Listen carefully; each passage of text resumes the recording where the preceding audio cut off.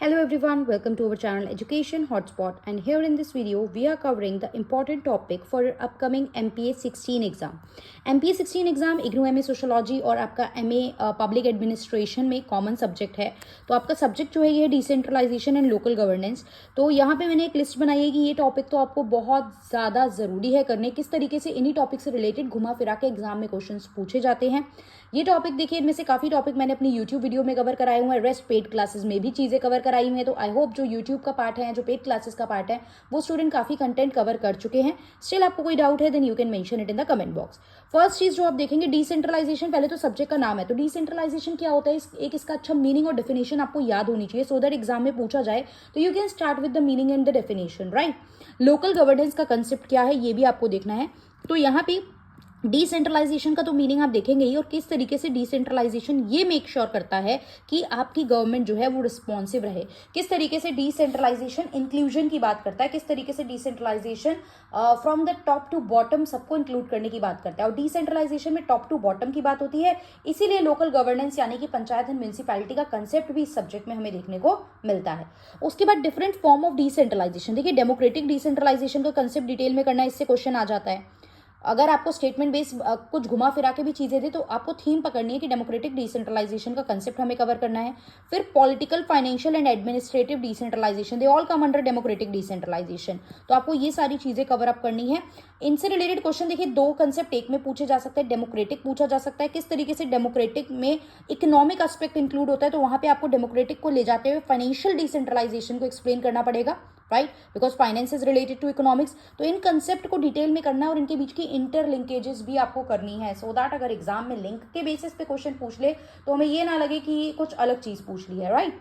उसके बाद we have the concept of 73rd and 74th constitutional amendment act. Panchayat and municipality 1992 में हमारे constitution में ये दो नई चीजें ऐड की गई थी। पहले लोकल गवर्नमेंट का जैसा कंसेप्ट नहीं था, बट 1992 में जाके हमने इंक्लूड करा ग्रास रूट लेवल तक डेमोक्रेसी पहुंचाने के लिए पंचायत एंड म्यूनिसिपैलिटी का कंसेप्ट। तो पंचायत जब आप करेंगे तो पूरा डिटेल सिस्टम करेंगे। पंचायत के 3 लेवल्स जो हैं वो क्या है, राइट। पंचायत किस किन तीन पार्ट में डिवाइडेड है, उनके क्या क्या रोल्स और फंक्शंस है, वो आपस में किस तरीके से रिलेटेड है। तो when I am saying panchayat, तो you need to cover detailed panchayat concept, आपको पूरा पंचायत का कंसेप्ट करना होगा। 73rd अमेंडमेंट के क्या प्रोविजन थे, 74th के क्या प्रोविजन थे, ये भी आपको करना है। किस तरीके से ये ग्रास रूट डेमोक्रेसी को प्रमोट करते हैं, किस तरीके से इनके थ्रू ग्रास रूट डेमोक्रेसी होते हैं, वो करना है। अर्बन लोकल गवर्नेंस की बात पूछेगा तो आपको म्यूनिसिपैलिटी का कंसेप्ट एक्सप्लेन करना है। तो देखिए, मैंने मेन की थीम लिख दी है कि पंचायत एंड म्यूनिसिपैलिटी है, लेकिन ऐसा नहीं कि 73rd 74th तो पूछा ही नहीं पूछा तो पंचायत को लेके डिटेल कहानी करनी है, म्यूनिसिपैलिटी की डिटेल बात आपको यहाँ पे करनी है, सो दैट एग्जाम में कुछ भी इनसे रिलेटेड पूछे so will be able to write that in the examination. उसके बाद district rural development agency multiple time exam में पूछा गया है, इसके रोल, इसके फंक्शंस आप लोग करेंगे। एम्पावरमेंट का कंसेप्ट डिटेल में करना है, एम्पावरमेंट को लेकर क्या क्या लॉ है। देखिए, कॉन्स्टिट्यूशन में बहुत सारी चीजें हैं एम्पावर करने के लिए लोगों को, जैसे कि राइट टू इक्वालिटी वगैरह की बात की जाती है, इस तरीके से आप एक्सप्लेन करेंगे। कॉन्स्टिट्यूशन के अलावा भी बहुत सारे लॉ बनाए गए हैं जिससे कि एम्पावर किया जा सके जो मार्जिनलाइज सेक्शन है, जैसे कि वुमेन हो गए, SC ST बैकवर्ड कास्ट हो गई, इन सबको क्या है, डिसेबल्ड पीपल हो गए, इन सबको एम्पावर किया जा सके, तो उनको लेके लॉ बनी है। और फिर क्वेश्चन इस तरीके से भी पूछा जा सकता है कि लॉ बनने के बाद भी इनको बहुत सारी डिफिकल्टी, चैलेंजेस, हर्डल्स को फेस करना पड़ता है, तो व्हाट आर दैट हर्डल्स और द प्रॉब्लम और the challenges. Micro macro level planning, very very very very very important concept, multiple time पूछा गया। माइक्रो मैक्रो लेवल प्लानिंग होती क्या है, क्या क्या चीजें हैं, ये कैसे लिंक है, इनमें क्या अंतर होता है, किस तरीके से ये इंप्लीकेशन है, कैसे इंप्लाई करते हो। फिर माइक्रो मैक्रो लेवल प्लानिंग को इंप्लीमेंटेशन में लाते हुए क्या क्या कंस्ट्रेंट, क्या क्या प्रॉब्लम आते हैं, constraint in micro level planning and constraint in macro level planning, ये आपको करना है। कंसेप्ट ऑफ सस्टेनेबल डेवलपमेंट होता क्या है, किस तरीके से आप इसको इंप्लाई करते हो, why it is important in today's time, और इसको मतलब जब हम अप्लाई करने की बात करते हैं तो क्या क्या चैलेंजेस हमें फेस करने पड़ते हैं।